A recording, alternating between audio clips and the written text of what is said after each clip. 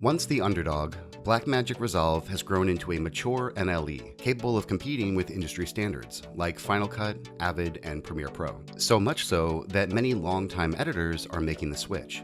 In this video, we're going to compare Resolve against the competition. In particular, we'll show you what it's like to actually edit with. Whether you're considering learning Resolve from the ground up, or maybe you're already an experienced user looking to better harness its unique strengths, stick around. This video is for you.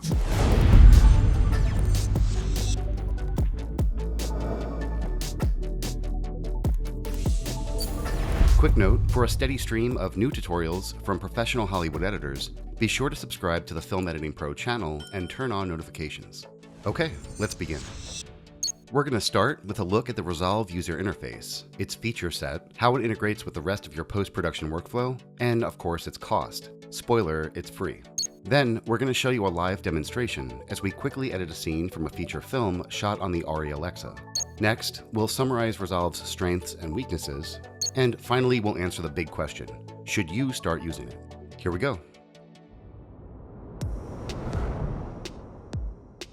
Unlike other editing software that requires you to choose where to store your project files, Resolve manages these internally. While it's possible to export Resolve projects in the .drp format, by default, Resolve stores project files in a database, allowing you to access them from its own interface. It's a small detail, but it's quite elegant. The interface is clean and well organized. Resolve's feature set is divided into 7 pages, and each page is dedicated to a different part of the post-production workflow. You've got media management, editing, VFX, color correction and grading, audio, and delivery. It's similar to most NLE's workspaces, each configured for a different task. Premiere does offer more customization, but Resolve's interface feels pretty polished. If you don't feel the need to customize the UI much, you won't miss the ability to do so. Resolve used to be a one-trick pony, focusing on color grading, but its feature set has grown to include editing, compositing, audio, and encoding. You can think of this like Premiere, After Effects, Audition, Media Encoder, and Lumetri all packed into one program. Although Resolve's color grading functionality, of course, is far superior to Lumetri. Resolve is, after all, the industry standard for color grading, and it's used on films costing hundreds of millions of dollars. Essentially, Resolve blows Lumetri out of the water, but that's a topic for another video.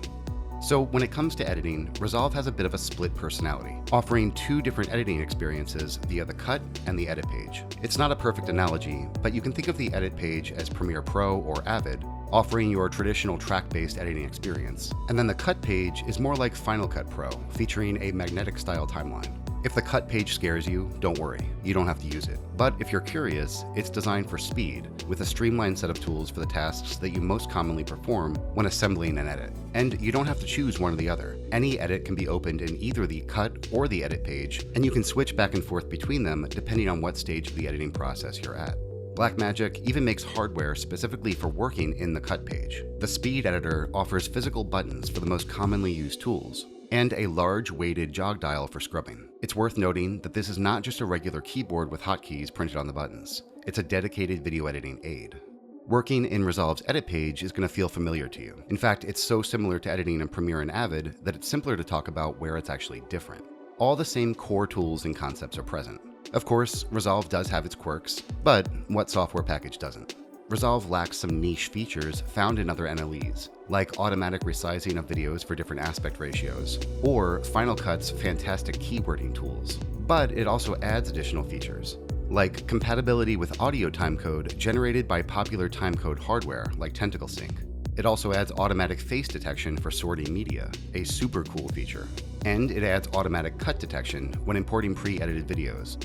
This is kind of similar to Premiere's new scene edit detection. An NLE's editing experience is only part of the equation. It needs to be able to integrate with the rest of the post-production workflow. Resolve is capable of importing and exporting XMLs, FCP SMLs, EDLs, and AAFs, making it really easy to transfer your edits to Avid, Final Cut Pro, and Premiere. I'd say that Resolve has the best native compatibility of any NLE, which is a plus if you're considering switching, knowing that there's a way to export your edit to another NLE. Resolve isn't going to be a dead end for your project. Being able to seamlessly transition your edits into the color page is probably Resolve's biggest draw. Color grading is no longer a luxury, but an essential part of every edit. Many editors working in Premiere, Avid, and Final Cut Pro are already using Resolve to color grade. Now that its creative editing capabilities are on par with its competitors, many are beginning to consider whether it's easier to simply edit a project directly in Resolve from the beginning and avoid the whole round trip in and out just for color grading. Also, now that Fusion and Fairlight are part of Resolve, you can also handle audio mixing, motion graphics, and compositing without leaving the software. Of course, Avid does have Pro Tools, but migrating edits from Premiere, Final Cut, or even Resolve to master in Pro Tools is not a particular challenge. Finally, there's Resolve's most killer feature, its cost. It comes in two flavors, free and cheap. Now, you might be thinking that $300 doesn't sound cheap, but before I get into that, let me tell you about the free version. It retains all the core functionality of the paid version, but loses some color grading based features like noise reduction. It loses the neural engine, audio effects, and some high-end broadcast features. If you're worried, don't be. Resolve's free color grading is already better than anything that Premiere, Final Cut, or Avid offers built in.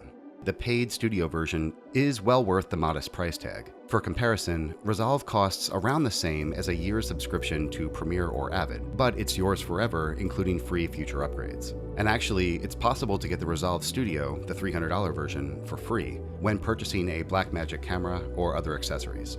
Okay, so enough talk. Let's edit something and check out Resolve in action. We're cutting a scene from Chapman, a dramatic feature film shot on the Arri Alexa. Now, this won't be a comprehensive tutorial on editing in Resolve, it's just a brief demo to highlight a few cool features and give you a taste of what it's like to work in the program. I'm going to start by importing the rushes from Scene 11 in the Media page. I could import using Resolve's Media browser, but since I already have the footage open in the Finder, I'll just drag it right in. Now, I wish that more NLEs had Final Cut Pro's keywording system, but as I mentioned earlier, Resolve can use facial recognition to organize your footage. Just right-click on the footage and go to Analyze Clips for People. As I've already entered the characters' names earlier from previous imports, Resolve already knows their names. Now, I can locate clips using these automatically generated smart bins. So let's head to the Edit tab to assemble the scene. My media bins are in the top left. My inspector is in the top right. Effects are accessible here. I'll start by laying down the master wide shot, and I'll be using 3-point editing. Scrubbing through the clips in my source monitor, I'll add in points and out points. And I'll just pop this clip into my timeline. Now, I've already read the script and I've watched the dailies, so I'm pretty comfortable with how I want the scene to play out. We've got several takes from different angles. Hey, you lost? Watching through, I can see that I need to insert a single of Marie here. This clip looks good, but I need to find the right moment. If I click on the source monitor menu, I can have Resolve overlay an audio waveform in my viewer. It makes it much easier to find characters' lines. I don't think so. I saw a whole construction sign up there. I'm going to place it in track 2 for the time being. I'll tidy this up later, but I like laying down my cuts like this to see if everything lines up. I saw a whole construction sign up there. Rich Holt's my dad. So I'll cut back to that shot when Marie speaks again. Oh, you're taller than I expected. Wait, let me get a good look at you. And Alex? All buff and grown up? Look at you, muscle man. Oh, you're taller than I expected. Let me get a good look at you. Let me get a good look at you. Aw. And Alex? And there's a nice opportunity for a reaction shot here. So I'll use my smart bins to help me find a clip of Alex. From the thumbnails, I can see that this is the clip that I'm looking for. This is a short scene, but the more media you have, the more useful these smart facial recognition bins become. All buff and grown up, man. Marie? So I'll use that Alex shot again when they hug.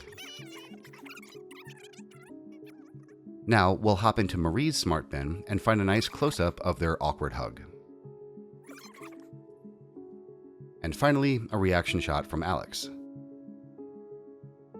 So the clips line up pretty well. Let's condense everything onto one track. Remember, we said that it's possible to move the edits between the cut and the edit page. So let's move on to the cut page and refine the edit. The framing of this opening shot has been bugging me. It's chopping off too much of Alex's face. I'll fix that by moving the clip in the inspector. Much better. The cut Lost. page really excels at editing linear sequences like this. Edits automatically ripple, meaning that as I tighten the sequence like this, I don't have to manually fill the Lost. gaps. I can trim, ripple, and roll edits. So I'm going to watch it through and check that my cuts fall in the right place and then tweak anything as needed. Of course, all of these tools are available in the edit page too, but this is a pretty unique selling point of Resolve that you can choose which interface you prefer. So there's plenty more that I need to do in this assembly edit, but for now, I'm pretty happy. So let's add a quick color grade before we export. Moving over to the color page, you can see that all the edits in my timeline are now displayed as thumbnails. In the node viewer, I'll create 3 nodes connected in serial using the hotkey Alt-S. Nodes are a great way of compartmentalizing your grade into different groups. It makes it easier to isolate particular adjustments. And let me name them to make it super clear. Primary adjustments, LUT, secondary adjustments, and look. This footage has all been shot in log, so I'll use the REC LUT to normalize it to Rec 709. Note that I'm doing this on my second node. I like to make my primary adjustments before the color space conversion. So I'll switch to that first node, make the image brighter by adjusting the gamma, add some contrast, correct that green tint, and warm the image up slightly. Now, the color of the grass is bothering me a bit, so let's fix it with a secondary adjustment. I'm going to adjust its color using the Hue versus Hue tool, which allows you to easily replace one color with another. I'll use the qualifier to create some control points, and then adjust them manually to get things looking the way I want. Now, to give it a creative grade. This scene is a flashback, so to really sell it, I'm going to try adding a glow to the image. The glow effect can be found in the Open Effects panel. I'll change its composite mode to screen to make it a little bit softer.